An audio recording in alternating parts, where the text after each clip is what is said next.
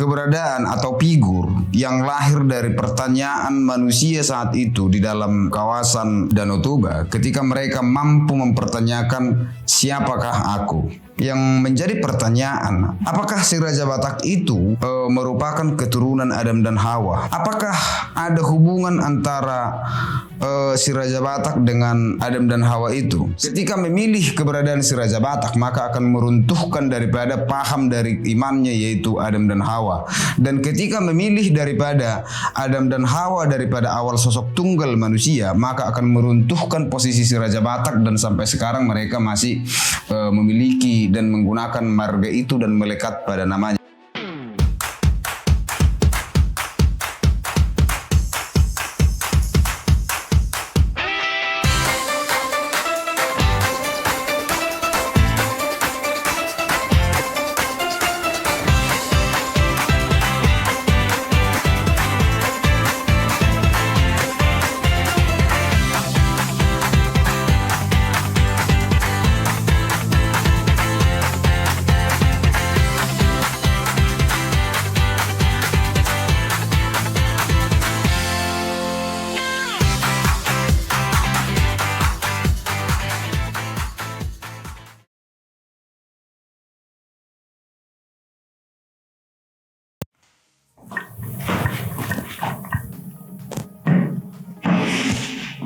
Aduh, oras semuanya untuk sahabat BK dan terkhusus kepada seluruh orang Batak. Salam dari saya Raja Biu sahabat ke-21. Kira-kira kita mau lihat dulu topik apa yang menarik untuk kita bahas ini. Si Raja Batak sebagai mitologi perbandingan mitologi si Raja Batak. Menarik ini.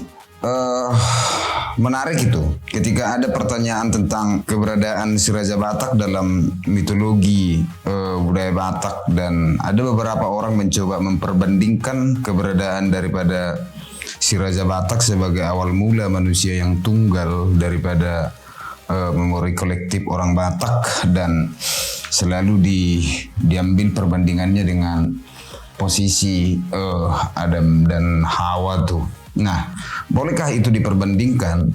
Sebetulnya tidak boleh, karena memperbandingkan dua keberadaan yang berbeda dan cara berpikir yang berbeda itu enggak apple to apple. Tetapi saya sebagai Raja Biu sahabat ke-21 akan mencoba menjelaskan ini supaya tidak terjadi perbedaan dalam menafsir dan tidak ada kekeliruan, dan satu sama lain tidak saling mengeliminasi, atau posisi Adam tidak menghilangkan daripada keberadaan si Raja Batak dalam memori kolektif orang Batak, dan si Raja Batak ini juga tidak menghilangkan keberadaan daripada Adam dan Hawa, yang memang harus kita akui bahwa ini sudah menjadi sebuah keberadaan manusia secara universal, terkhusus kepada orang-orang beragama yang mayoritas tuh antara teman-teman yang beragama Islam dan beragama Kristen tuh. Nah, kita coba membahas atau mengupas sedikit tentang keberadaan si Raja Batak tuh. Nah, si Raja Batak ini sendiri adalah sebuah keberadaan atau figur yang lahir dari pertanyaan manusia saat itu di dalam kawasan Danau Toba ketika mereka mampu mempertanyakan siapakah aku. Nah, dan dari pertanyaan-pertanyaan itu mereka membuat suatu figur, sosok yang bisa menyatukan dari peradaban manusia itu atau kelompok manusia itu. Lahirlah si Raja Batak sebagai sosok tunggal yang bisa menyatukan dari setiap orang yang ada di sana. Nah, jauh sebelum terjadinya transfer ilmu pengetahuan atau jauh sebelum datangnya peradaban luar datang ke peradaban atau kelompok orang Batak itu sendiri, mereka sudah mampu membuat suatu pengetahuan sendiri tentang mereka, bagaimana keberadaan mereka, dan bagaimana hubungan manusia saat itu dengan pencipta, dan bagaimana hubungan manusia dengan alam semesta itu sendiri. Nah, itulah yang membuat pengetahuan itu lahir. Yang menjadi pertanyaan, apakah si Raja Batak itu merupakan keturunan Adam dan Hawa? Apakah ada hubungan antara si Raja Batak dengan Adam dan Hawa itu? Secara supersip saya bilang sebetulnya nggak ada. Apakah keberadaan daripada si Raja Batak ini bisa diteliti di mana fosilnya, di mana makamnya? Itu tidak akan pernah bisa ditunjukkan secara kajian metodologi atau penelitian ilmu manapun. Dan pertanyaannya juga yang sama. Apakah Adam dan Hawa itu bisa dipertanyakan atau bisa ditemukan di mana fosilnya dan di mana tulang belulangnya? Juga tidak akan pernah ditemukan.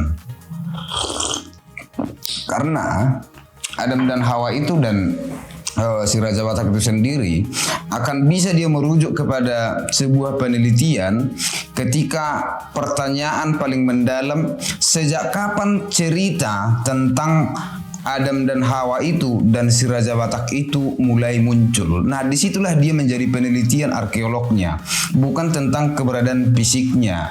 Dan yang kemudian saya perlu mau menjelaskan terhadap semua teman-teman bahwa keberadaan daripada orang Batak yang bermarga dan marga itu selalu dipusatkan pada satu sosok yang tunggal namanya si Raja Batak, dan yang kemudian karena seiring dengan perkembangan zaman orang Batak yang sekarang itu mayoritas menganut agama Islam dan agama Kristen. Nah, ada semacam dilema di antara orang Batak dewasa ini, karena apakah mereka harus memilih daripada keberadaan si Raja Batak atau memilih daripada keberadaan si Adam dan si Hawa tuh. Nah, ketika memilih keberadaan si Raja Batak, maka akan meruntuhkan daripada paham dari imannya yaitu Adam dan Hawa. Dan ketika memilih daripada Adam dan Hawa daripada awal sosok tunggal manusia, maka akan meruntuhkan posisi si Raja Batak, dan sampai sekarang mereka masih memiliki dan menggunakan marga itu dan melekat pada namanya. Nah, bagaimana cara membuat ini supaya tidak terjadi perbandingan atau membandingkan daripada dua sosok ini? Saya mau menyampaikan begini, gunakanlah eksistensi atau pengetahuan tentang keberadaan si Raja Batak itu sebagai relasi sosialmu terhadap seluruh orang Batak itu sendiri. Karena dengan engkau menggunakan margamu, maka saat itu akan merujuk kepada sosok yang tunggal si Raja Batak. Jadi pada dasarnya saya harus menyampaikan bahwa posisi si Raja Batak itu harus Anda gunakan itu sebagai pengenal daripada kesatuan daripada seluruh marga-marga dalam orang Batak itu sendiri. Nah, saya juga mau sampaikan bahwa gunakanlah keberadaan daripada Adam dan Hawa itu sebagai pengenalan daripada imanmu dan mengenal siapa Tuhanmu tanpa memperbanding-bandingkannya. Nah, itu yang terjadi selama ini dilema. Bagaimana posisi daripada budaya dan adat ini selalu diperbandingkan dengan agama, sehingga agama sering mengeliminasi dan mengintervensi daripada keberadaan adat itu sendiri. Nah, penjelasan-penjelasan seperti ini jarang diberikan secara mendalam oleh para pemuka-pemuka agama, baik dari akademisi, bagaimana supaya manusia itu memahami daripada dua keberadaan dari sosok manusia yang tunggal. Nah, juga perlu saya sampaikan di mana kebanggaan kita tetap menghargai, mempertahankan daripada si Raja Batak itu sendiri. Jauh sebelum manusia-manusia di dunia ini membuat suatu paham atau pengetahuan tentang bagaimana cara mereka mengalami alam semesta ini, bagaimana cara mereka mengenali Tuhan, dan bagaimana mereka membangun sebuah sistem dalam relasi sosialnya atau manusia itu sendiri. Di kawasan Nusantara ini ada sebuah peradaban namanya Batak tuh. Mereka sudah mampu membangun sebuah tatanan sosial, sistem konsep ketuhanan mereka, dan dari mana keberadaan mereka namanya Batak. Nah, apakah itu layak kita banggakan? Sangat layak dibanggakan tuh. Nah, itulah namanya sebuah produk pikiran daripada kebanggaan kita sendiri. Ada semacam kebanggaan tersendiri bagi saya sendiri, bagaimana ketika orang Yunani sudah membentuk sebuah mitologi, India dengan mitologinya, kemudian Mesir dengan mitologinya, baik itu dengan Semitik dengan mitologinya. Saya juga harus bangga bagaimana leluhurku atau leluhur kita semua mampu membentuk sebuah mitologi daripada pengenalan mereka terhadap Tuhan, ilmu pengetahuan, dan alam itu sendiri. Itulah yang layak kita banggakan daripada keberadaan daripada leluhur kita. Saat leluhur atau budaya peradaban dari luar kita itu sudah mampu membentuk sebuah tatanan atau sistem, leluhur kita juga mampu membentuk dan membuat suatu sistem itu sendiri. Nah, yang kemudian saya mau sampaikan kepada seluruh orang Batak, memperbandingkan antara agama, kemudian memperbandingkan dengan budaya, maka itu sama sekali tidak akan pernah menemukan jalan atau solusinya. Karena saya mau sampaikan, biarkanlah agama dan adat itu dan budaya itu berjalan pada jalannya untuk membentuk manusia itu menjadi berpengetahuan dan membentuk sebuah kebijaksanaan. Bagaimana itu adat dan budaya berjalan pada koridornya tanpa berjalannya dan budaya dan adat itu atas otoritas daripada agama, dan biarkan adat itu berjalan pada otoritasnya sendiri dan agama pun berjalan pada otoritasnya sendiri.